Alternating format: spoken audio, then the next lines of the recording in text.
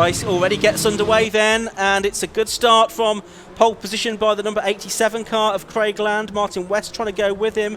Up on the inside, it's number 19, Daniel Garrett as well. But how's this going to play out as they head into Hatchets for the first time? Was almost a little bit of a touch there on the back of Craig Land's car from number 19, Daniel Garrett. Well, certainly they've all survived. So far, it would seem they stream through that right-hander at Hatchets. Out of it now towards Spitfire, and to Benny they go. And it's not Craig Land leading, so I think it could well be Daniel Garrett, is it, that's gone out in front? We'll get a view on that in a moment. Yes, it is. So Garrett in the 19 car from third position to the lead in the space of a few corners. Martin West trying to get his sleeves rolled up and stuck in, but didn't want to put the nose up the inside where he could potentially risk contact, so decided the outside line at Hatchet was the best bet. And there's Martin West then in the 94 car running in third behind the pole sitter Craig Land with the orange roll cage. But just 2 car lengths or so ahead, Daniel Garrett, who's got this good start, prodding his nose up the inside now, West, as they come to the end of the first lap. Yeah, and be a big difference today with this race being run in dry conditions rather than the very wet. I think we're going to have a big slipstreaming train of cars here. I think the pit board almost got taken out of that mechanic's hands there on the pit wall as the Locost came past 3 wide. Not quite the Mazda 7 standards of 4 wide into Hatchets that time, but you've now got Martin West and Craig Land who've got ahead of Daniel Garrett, who led over the line. Tremendous battling though at very close quarters, and Craig Land almost forced over the grass at Spitfires right on the apex of the right-hander. That really shook the car from left to right, but he kept hold of the wheel and kept hold of second position. A little bit wide coming off the crossing though for the race leader Daniel Garrett, who caught a bit of curb and turf as well, and sideways almost drifting Craig Land through the right-hander at the centre S's. Down to the Brooklands hairpin they go, and they stream through that. It's only just a little bit over 90 degrees that corner. It's not a hairpin like Hatchets, which is pretty much 180 degrees, much tighter corner.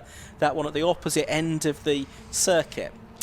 So there's Garrett in third position, and he was eventually classified yesterday in 12th position in the race, as off the circuit goes Martin West. Back onto the circuit goes Martin West, like nothing really happened at all. He has lost quite a lot of ground there though. He well, has scooped up a fair bit of grass into the nose of the car, I would have thought as well, but yes, he didn't. Oh, well, there's an out-braking manoeuvre there for number 84, that's Carl Rusinars, who goes deep into the Hatchet's hairpin, but controls it nicely in a cloud of tyre smoke. Lost at least 1 position, possibly 2. And yes, Martin West, scary moment, but he kept his head, and again he's on the attack, trying to and getting third position. Yeah, and it's Ryan Garrett that's now in the lead, ahead of his brother, who was denied the victory yesterday right at the end of the race, as it turns out, with an off towards the end. But still the 2 brothers then out front here, although a mistake there at Brooklands has cost Daniel Garrett time and allowed Martin West, who only 3/4 of a lap ago was all over the grass coming out of Honda, to buy back into this as well. He's there in third place. He's the championship leader and 5-time or 6-time winner so far this season. Craig Land there in 4th spot at the moment, and then everyone else is 5th. Pretty much, yes. There might have been an element of contact, I thought, between Craig Land and Martin West's car as they came through Carter's. The lap board not going out this time. I think the mechanic being wise not to do that. Very late braking again for the 87 car. Is he into a spin for Craig Land? No, just about hangs on to it. This isn't for the race lead, because now out in front is Ryan Garrett in 99. They're all battling for second. Oh my word. I mean, that looked like it was going to be disastrous, because Craig Land came steering up the inside. I think there might have been a slight bit of contact. His back end stepped around, but no real harm done. The only harm it has done is that it's handed, for the moment at least, a relatively big lead to Ryan Garrett. It was 1.27 seconds at the start of the lap. It might be bigger than that now, although what you often see in low-cost racing is what you think, oh, that's a big gap, he's going to pull away now. All of a sudden, it's not such a big gap as the cars behind work together to slipstream one another and get back on terms with the leader. Let's see if that happens this time. Yeah, you always find that 2 or even 3 cars work through the air better than if you're on your own, as Ryan Garrett is. 1.2 seconds to the good last time around. They're bump drafting one another as well, though, into Honda. Third fourth or second, third and fourth. Martin West thought about going to the right, then he goes to the left. You can overtake around the outside at Hatchetts. It's happened already in this race, and they think about going 3 abreast. It's a new fastest lap for the third place car of Martin West, now second place car, and scrabbling for grit through Hatchetts 1 or 2. The 69 of Boucher is slow away from turn number 1. 79 Tom Park also lost ground as well. He started on the front row for yesterday's race as well, so no slouch. Right, what's going on then? Try and regather our thoughts here. So that's Martin West in second place. Look, he's with the leader. What did I tell you? I mean, you can have a big lead in this race. It's 1.3 seconds at the start of the lap. In half a lap, Martin West's got that down to about 1.3 car lengths. Yeah, incredible, really. But he's also taken with him. It's Daniel Garrett behind him now, isn't it? And Craig Land in fourth place. Are they just beginning to make a bit of a break from the left? Jeff Peak's there in fifth. He's won races in the past, so if he can latch himself onto the front group here, he could be a contender for the victory as well. Martin West now right on the boot lid of Ryan Garrett, and surely will be able to at least get his front wheels level with Ryan's rears. To the left will go Daniel Garrett, I think, as well. A bit of a lock-up there from Martin West, who hit the brakes earlier than I would have expected, and that's because he was right behind Ryan Garrett, but he's gone straight on. There was contact there, and you could, and also off Todd Boucher and the 40 car as well, which is David Martin. That's down at Hatch as well. There was just a slight bit of contact between Martin West. You could see it dislodge the right front wheel arch, and I think that's what sort of unsettled him, really, is probably the braking effect didn't take effect. Well, it was wedged under his front right wheel, I think. Exactly. So the contact on the ground was actually fiberglass wheel arch rather than tyre. So he did incredibly well to actually control that. Now to the inside is Craig Land at Brooklands to try and squirrel his way up the inside of Ryan Garrett in car 99, and just ahead of them Daniel Garrett. That is for the race lead, so no longer do we have an outlier, if you like, scrapping away for the lead honours. This is it, first, second and third, with in fourth place Jeff Peak, quite possibly, in the 29. Yeah, that's right. Just keeping an eye on the fastest lap. That's to Martin West at the moment, 1:10.38, 2/10 outside Tom Collar's lap record. Tom Collar's here today as well to see his lap record be broken potentially. Here are the leaders, down to Hatchetts Hairpin. This is lap number 7, and it's the 19 car, which is Daniel Garrett trying to go around the outside of his brother Ryan. Doesn't quite work out. They can see Royce Snarts, he's up to 5th place, Paul Clark 6th. Robert Apsey going well, I think, though, down to 8th place again, because Tom Parker in the 79 has got back through on the inside at Hatchetts Hairpin. Martin West 11th at the end of that lap. Oh dear. So fallen a great deal of places that are going to be tricky to regather in the remaining half of the race. Side by side for the race lead again. Ryan Garrett to the inside, Daniel Garrett to the outside, and trying to prod his nose up the inside of both of them. Craig Land in number 87 in the orange roll cage. There's Jeff Peak's yellow and black car then. He's really been sort of in the middle order of the top 10 up until now, but finds himself in fourth and very capable of taking the fight maybe for a top 2 finish. To the inside though, in the final corner at Honda and the race lead, Craig Land again.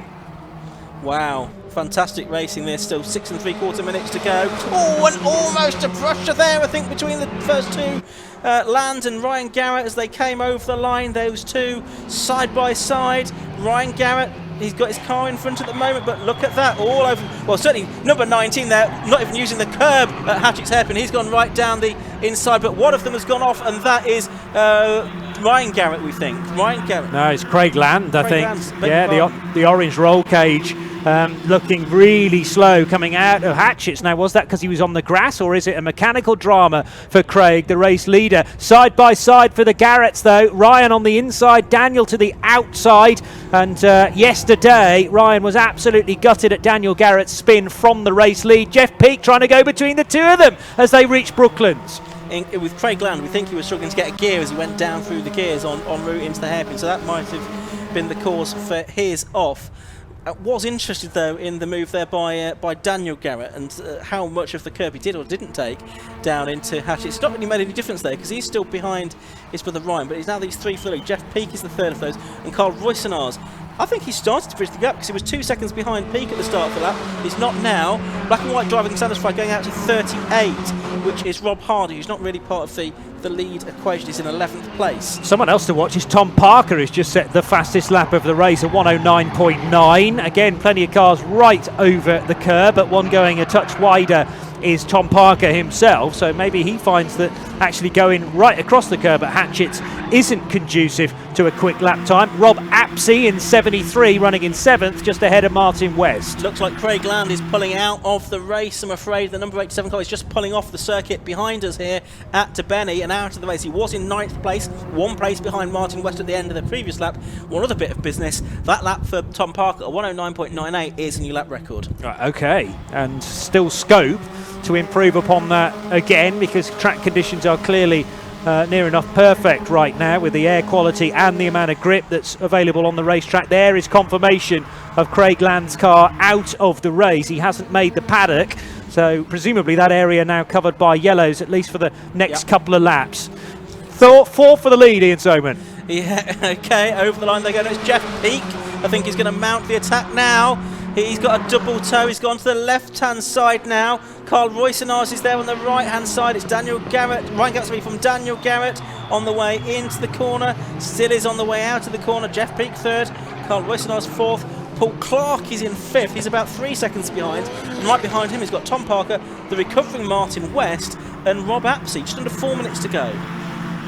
So 4 together, acknowledgement of the yellow flag there, at least from Jeff Peak, and certainly no overtaking from any of those 4 cars involved. They can, though, continue to compete, and it's been quite a competition to this stage between the 2 Garretts, who are not side by side into Brooklands, as we've seen them many times previously. They're about to catch some traffic though as well, which will further complicate matters. Bit of a gap back from 4th position and Carl Roysenars to Paul Clark in the 82 car, and then still the fastest car out on track, Tom Parker in 6th. There's the recovering West then. He's ahead of Paul Clark now, up into 5th position. Can he bridge the gap in the remaining 3 minutes? So probably 3 laps to Carl Roysenars and the lead pack, who are now, by the way, in traffic as well, just because this race needed a little something else to spice it up. Yeah, so going to have to be very careful here, threading the eye of the needle. The 20 car involved on the left-hand side in the all-white livery. That was William Ward sensibly staying off the racing line to allow the 3rd and 4th place fight through. So Jeff Peak and Carl Roysenars now free of that, and haven't lost a great deal of time actually to the race leaders. So Ryan and Daniel Garrett still 1st and 2nd. Yes, 99 ahead of 19. Ryan in front of brother Daniel, and still very much with them, Jeff Peak and Carl Roysenars. Martin West wanting to be part of this. He's just set his best lap of the race. He has indeed, a 110.20. 2 minutes 20 to go, so I think we'll get 2 more laps to go at the end of this one. They're approaching the final couple of corners of lap number 11. Oh, and off on the grass goes number 19. How's he going to get back on the circuit? Well, he's done it in a reasonably safe way and only lost 1 position. So that was number 19, Daniel Garrett. So it's Ryan Garrett that's got the lead back, but for how long? So that was almost a full repeat of what happened to Daniel yesterday when he spun from the race lead at the time. That was from 2nd position. He's going to allow up the inside. Carl Roysenars, I say allow, with Martin West very close as well on his recovery drive. I think from Daniel's point of view, that was the sensible thing to do, because he knew the game was up as far as 3rd place was concerned. 90 seconds left on the clock. 1st, 2nd and 3rd still heading through, no longer yellows in fact, they've been withdrawn. Everyone well aware that Craig Land's car is sitting there, so overtaking permitted once again. Yeah, got a yellow flag though. Oh, Honda. Oh, race lead. Oh yes, there's 2 of them off together. We could see the car off at Honda as well. So who's come through in the lead? Is that Carl Roysenars that's now in the lead of the race? I think it is, as a result of all of that. The 19 car of Daniel Garrett is up to 2nd. The car that was off the road was the 9 car of William Wright, I think. That's at Honda. He's got back going again, so we've got no yellow flags at Honda as they come towards that corner shortly for the penultimate time. So we've had quite a bit of unwanted contact at times. This is very, very close racing. There's more contact coming out of the final corner, and that's going to certainly delay the 29 car of Jeff Peake, and Ryan Garrett was the one spinning across his nose. Number 99, I believe. Still half a minute to go. Who's leading now? I've no idea, Johnny. Can I just go and lie down? Over the curb they go. Rob Apsey had a wheel arch. I think it was a Garrett wheel arch in his roll cage a moment ago. He soon got rid of that, though. So that's the 84 car of Carl Royston. Martin West it was that was leading. Over the line, been, I think 11th, wasn't he, at one point, over the line. And he still is now. He's going to win this race. What a remarkable turnaround. Oh no, hold on. Oh no, Martin, don't do that. You've been off the road. You're sideways through the CNOS. Don't throw this away, please. It's all come to Martin West. All of a sudden, the seas have parted and left the 94 car out front. But as long as he doesn't make any more of those very slight errors out of the centre S's, so Carl Roussillon's losing ground. Ryan Garrett, therefore, back up to second position as the leaders head through the final sequence of corners and into Honda. What a thoroughly entertaining race. Yeah, so Martin West, he was 11th, comes back to win this motor race from second, number 99, Ryan Garrett, third, number 84, Carl Roussillon, fourth, number 79, we think, was it Tom Parker? In the end, just waiting for the screen to confirm yet. Fifth to number 82, Paul Clark. Sixth to number 29, Jeff Peake. If we had our mate Dave Vass here doing his lap chart, I think it would have been different. Well, I don't think he'd have got it all down, to be quite honest with you, but it probably would have been different every single lap that race. He would have torn them all up by the end of that, I think, because, it was a fresh order. I mean, every other corner, let alone every lap. We don't like to see the contact, obviously, at the head of the order, which really spiced things up. But Martin West will have been rubbing his hands with glee because his issues hit in the middle portion of the race, but at least he still had 7, 8, 9 minutes in an attempt to recover. And that's exactly what happened. Still with mudguards flapping on certain cars, sitting in the middle of the road on the exit of Honda as well. And the marshals doing a splendid job to make everyone aware of those problems here, there and everywhere. Unfortunately for Craig Land, it's a retirement for him, but that makes the championship a lot more interesting. Well, it does, and just having a look, because it was Martin West that was behind in the championship. He won't get enough points from that to take the championship lead, but he closes the gap right up. Results that time then. Martin West the winner, 15 minutes 39.35 seconds for 13 laps, 0.7 seconds clear of Ryan Garrett, number 99. Third, number 84, Carl Roussillon. Fourth was 79, Tom Parker. Fifth was 82, Paul Clark. Jeff Peake was sixth in number 29 from Rob Apsey, Todd Boucher, Rob Hardy and David Martin.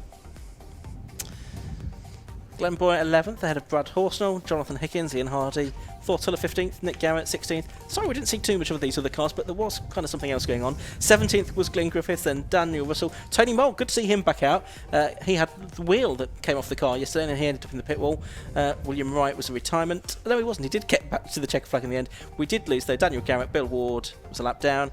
Jeanette Malpas likewise, and Craig Land a retirement, of course. So somewhat against the odds, it's Martin West that we're going to hear from in a moment, talking to Josh Barrett. He's narrowed the gap to Craig Land in the championship. There is one more race to come this weekend for the Locost as well, so that's going to be something to look forward to. Might be a bit of repair work to be done, I suggest, though, Johnny, before they get out this afternoon. But I think we're about ready to head downstairs to the pit lane, where we will hear from Josh Barrett.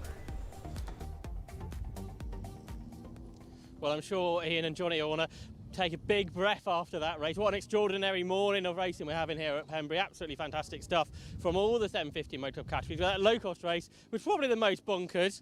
There is some discussion going on with drivers, so I think we might just keep a little bit of a breather for a second so we don't catch any language that we don't want on the Alpha Live channel, and then hopefully we'll be able to grab a word with the drivers. Martin, well, that race was bonkers. You were the winner. You were 11th at one point. Yeah, what happened? I'm going to try my hardest not to swear, but I think all us low-cost drivers should be ashamed of us. Well, not all of us, but a good portion, especially us front lot. That was embarrassing. Right.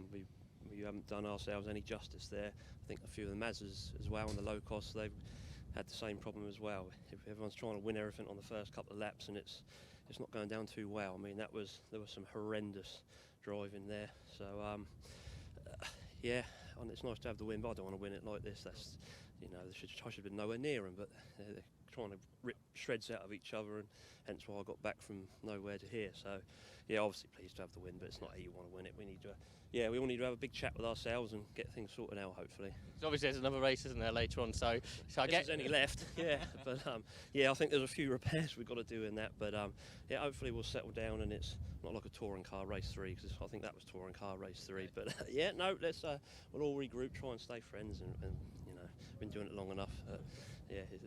We'll get there. We'll sort it out. Well done on the win, Martin. Second place went the way of Ryan Garrett. Ryan, you had a lot of your race, you were battling away with your brother there. I was, yeah. It was great fun whilst it lasted. Unfortunately, he had a little incident coming onto the main straight there, but hopefully he's okay. Just want to get back and see him, to be honest. Yeah, I saw him drive past, he's fine. Yeah, second place. I suppose I'm happy with that. Leading the race most of it. Yeah. So all good. This weekend's been great, hasn't it? Both of you right up the front here. It has, mate. Yeah, we've both put a lot of time and effort into the cars. They're both brand new, and it pays to work on them and maintain them. So, yeah, all good. Well done on second place. And then Cole is over here, who finished in third place. Cole, you had a view of a lot of that going on in front of you for quite a lot of the race. I did, yeah, and it was kind of, I was just trying to get onto them, but I'm really not that happy with the third, because we had there was contact everywhere, and it was just not how I'd like to have done it. And then Dan and I, who's a really good mate, have had contact, and it was across the coming into this last corner. And I hope his car's all right, because he's a good mate, and I really don't want there to be any damage here. So hopefully we can race again in the next one. But it was a bit of a Larry race, that one. Yeah. It did look like it. Do you think that because this track is just slipstreaming all the way around it, so it brings everyone together, I guess? It does, and then it got all very tight and choppy, and I don't know, I just sort of found things were happening in front of me, and I was working my way up, and it was clean for me up until, unfortunately, that last lap. Yeah, and I found myself in the lead at one point, and it was like, oh right, okay, brilliant. Let's try and just keep clear of it. And then we ended up with Dan. Yeah, came up the main side into Honda, and then he was obviously really tight, and then he was slipping out, so I was cutting back underneath him, but he was still slipping, and as he gripped, I think he just come across the front of me, and I let go of the steering wheel. I got to just wait for it to finish happening, this accident. I thought we were going in the wall and everything, and then it came straight, but I want to go and see Dan and check he's all right and apologise for anything that could have been, if I could have done anything. But it's not fun when it's like that. To get a podium that way is not ideal, but yeah. Let's hope for some happier drivers after the next Locost race. Racing continue here at Pembrey. I think we've got the Race Parts Historic 750 Formula out next.